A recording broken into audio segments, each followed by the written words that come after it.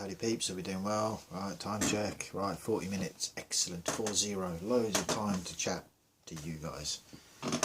So, this video, inspired after a long conversation that I had with one of my buddies not too long ago, in fact. And it's that thing, right? It's that thing that a lot of guys, and I'll tell you how it sort of came about, and a lot of you might actually be quite familiar with this. And whereas, you know, you get, say, a good-looking girl, right, on social media, could be any one of them, Instagram, Faceache, whatever, right? I'm not really a fan of any of these. I find them to be toxic hellholes, my personal opinion. That's not in their entirety. However, personally, I don't like that toxicity. It doesn't go well with me. So, with that, what my buddy was saying was, you know, there's this really pretty girl, and you just see all these guys that are just like blatantly simping after her, right? You know, to steal a quote that one of my, I suppose, acquaintances once said, they would eat her farts, right? It entertains me, that one. It just shows me how weak some of these guys actually are, you know. And, you know, it's one of the things that my buddy said, and it was this, right? It's, what do I have to offer her? And at that point, it was at that moment where I was like, what? What do you mean, what do you have to offer her? You know, it's that thing. And I sort of explained quite a bit about this to my friend. And I said, look, mate, I'm going to be real with you. It's not what can you do for them, right? You see, in this age of equality, and these are topics I've covered over the years, the videos I've probably made private, because, fuck it, no one really cares on the grand scheme of things. And, you know, it's also that thing of, there are a shit ton of other content creators out there on this platform alone, not that I'm blind to others, of course, talking about the exact same thing. Now, I sort of laughed at that, like, that comment of, what do I have to offer her? And it's like, bruv, no. What do you mean? What's it? She's not the table, right? You're the goddamn table. The question here is, you know, and especially, like, I asked him how old he was, and, yeah, I mean, I kind of knew how old he was, but my point, I was going, like, relaying it back to him so he could see this perspective, right? And it's like, we all go through our own personal trials and tribulations when it comes down to relationships, breakups, you know, whether it's marriage or just long terms or whatever. For those that it does affect in an emotional way, you know, because, you know, guys, because of the way we're built, and I've said this before and I'll say it again just to remind you guys, is, you know, we focus on logic and reason, you know. So say in the instance where a breakup has occurred, more often than not, the guys will be running around trying to suss out what went wrong, what happened, can they fix it? We're fixers, right? Now, in some situations, you know, you have to just accept the fact that it's not your job to fix the other person. If they were broken when they got to you, it's not your job to fix them. It's their job to fix themselves, you know. And if you have your own set of issues and you consider yourself to be somewhat broken in one way or another, you know, you have to work on yourself. Now, in the instance or the circumstance where you end up in a relationship with someone that you would sort of, like, if you've been through that and come out the other side and you went your separate ways for whatever reason, you know, if you can just make life that little bit more bearable for each other, then all the better. But it's that thing of, you know, men and women love differently. That's just a fact of matter. You know, it is what it is. We, for those of us guys, and I'm obviously not talking about, you know, the sort of chads and the tyrones, who more often than not can give the spiel, or maybe they even don't do that. Maybe they're just out and out bad boys, and that's what attracts some women to them in the first place. But I'm excluding those from this. I'm talking about those guys that are might have their own issues and be it whatever, right? Again, you got to remember, when whatever you go through in life, you have a choice as to how you let it affect you. Now, sometimes you can't work through things on your own. Sometimes you might actually need some form of like therapy or counselling, or something like that, like a professional help. And I'm not being derogatory by saying that. And also with that finding of help, it is finding the right counsellor or therapist or whatever that is actually good for you, that understands your perspective, and is actually able to help you work through your issues. Now that is, with that, because I'm digressing off the topic a little bit here, just bear with me a second.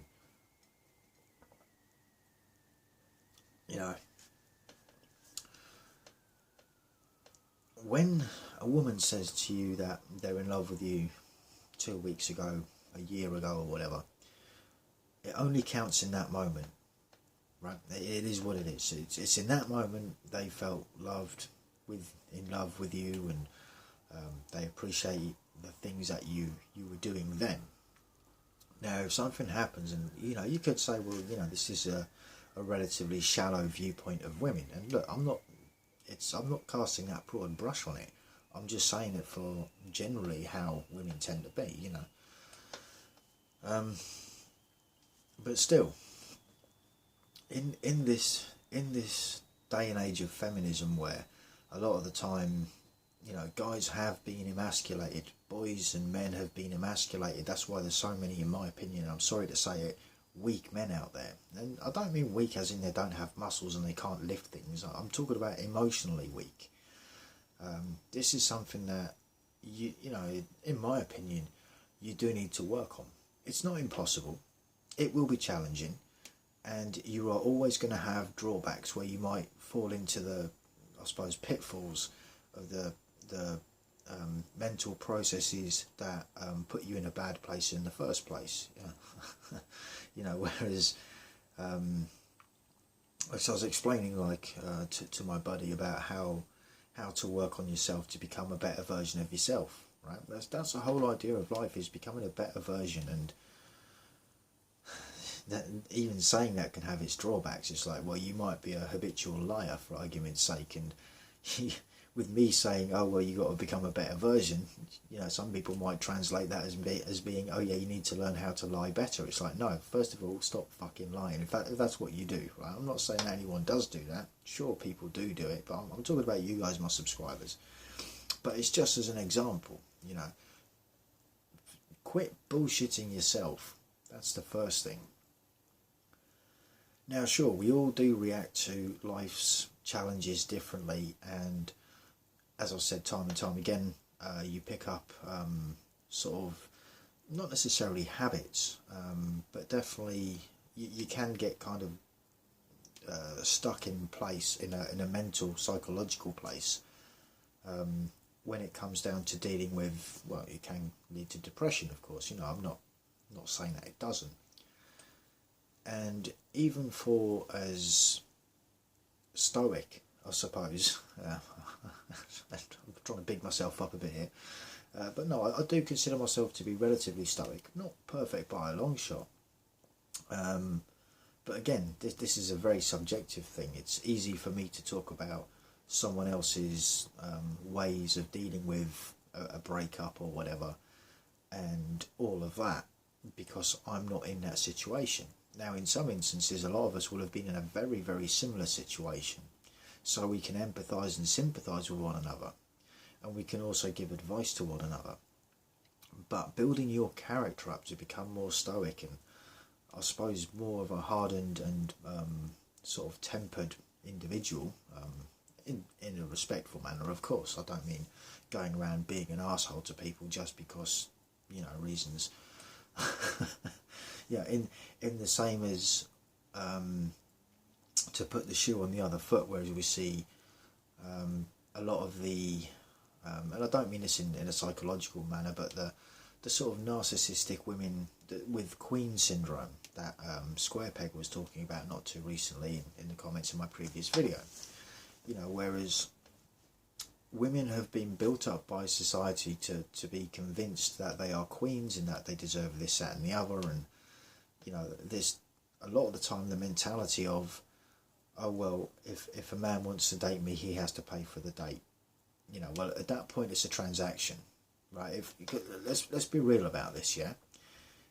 If a guy, and it's a catch-22, right? Like, especially when dating, and again, I'm just sort of trying to talk you guys through this so you kind of see where I'm coming from. So, if I was to say to one of my male friends, right, you know, or even one of my female friends, right, we're going to go out for we're going to go and grab, I don't know, Nando's or McDonald's or something like that. Not that they're venues, well, Nando's maybe, but McDonald's, not somewhere that I would choose for dating someone for sure. But if you're making the invitation, then you are inviting them out. So it's kind of on you to pay for it, really, in that kind of a manner. Now, where that changes is when you both agree to go out somewhere, and it is, you know, you're trying to get to know each other because you're interested in each other romantically. You know, you want to see if the other person is a good fit for you and your lifestyle and how you are. And like if they're expecting you to cover the bill of whichever restaurant, wherever you went to, then at that point it does become a transaction, you know, because you're paying for something. Now, with that, a lot of guys, again, in probably, I dare say, more so on the internet, with the forums and all of this, and whereas in that scenario they would expect the woman to give herself up, as it were, you know, for a little bit of bedtime action, because they do see that as a transaction.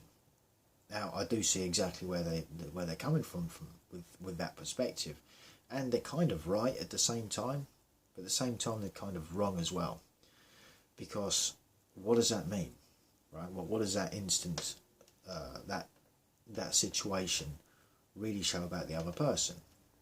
That if you want to spend your time, which again, fellas, time is the one thing that we can't earn back. We can make money back quite easily if we really wanted to, just throwing a few more hours overtime here and there. You make the money back that you lost on a date or whatever.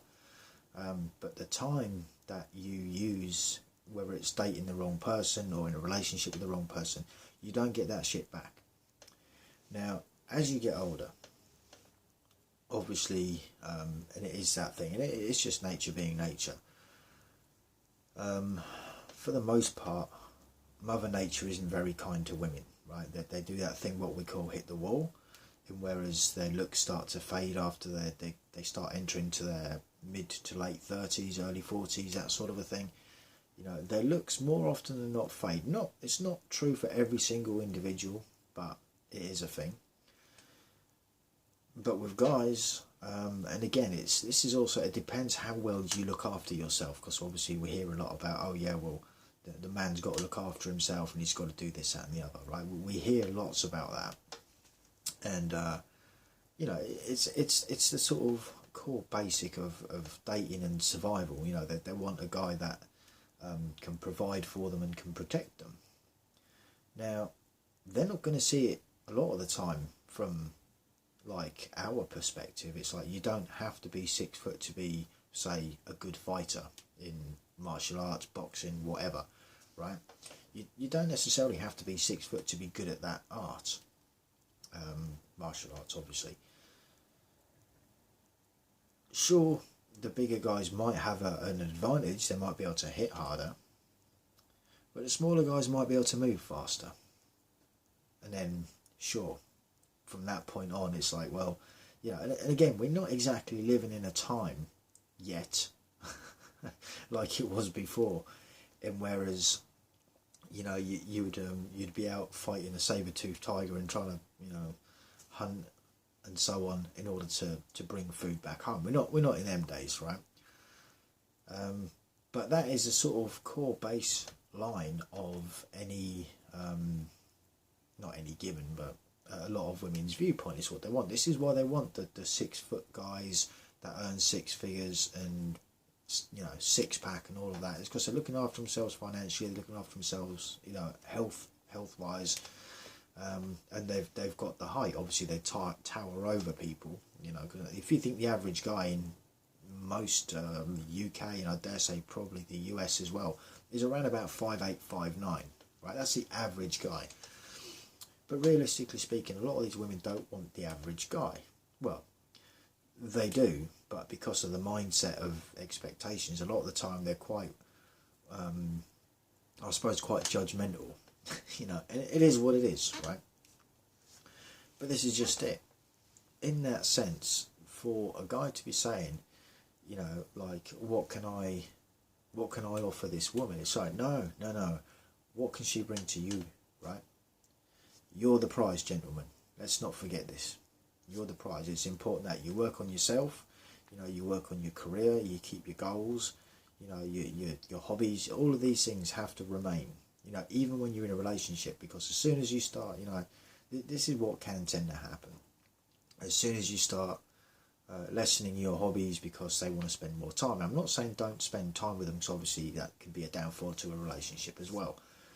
But at the same time, if you start giving up your passions, the things that you enjoy doing, you know, then not only are you doing yourself out of being a bit happier and content with life, and then, you know, eventually the psychological effect of that is you kind of realise that, well, you know, you've given up, say, motorcycling or something like that, or tinkering about with the car, and, you know, the things that you enjoy doing on a weekend or on a Sunday afternoon when there's nothing else going on, and just what you did, right?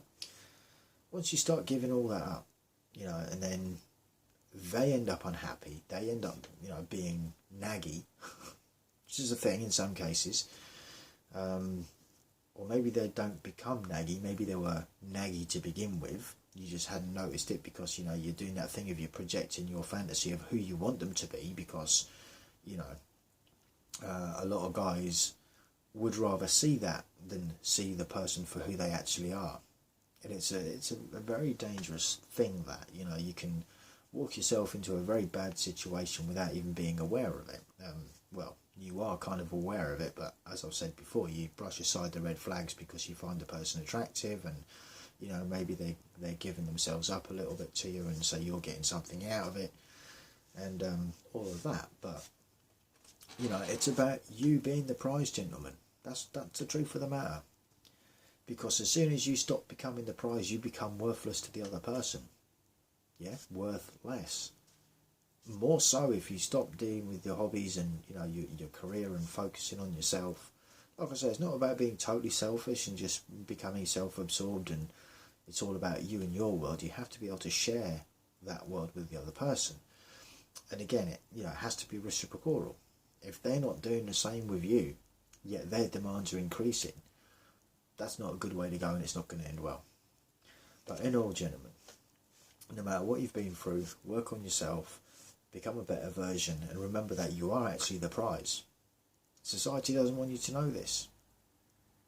That's just a fact of the way things are now. We all know why it's happened. You know, you could argue for an inferiority complex of some description from the girl power advocates. You know, I think that's what it is. You know, just a thought. Anyway, speaking of which, thoughts, comments and opinions, feel free to jot them down. Thank you very much for watching, so appreciated, and until the next one, have a good weekend, stay cool, stay free, peace out.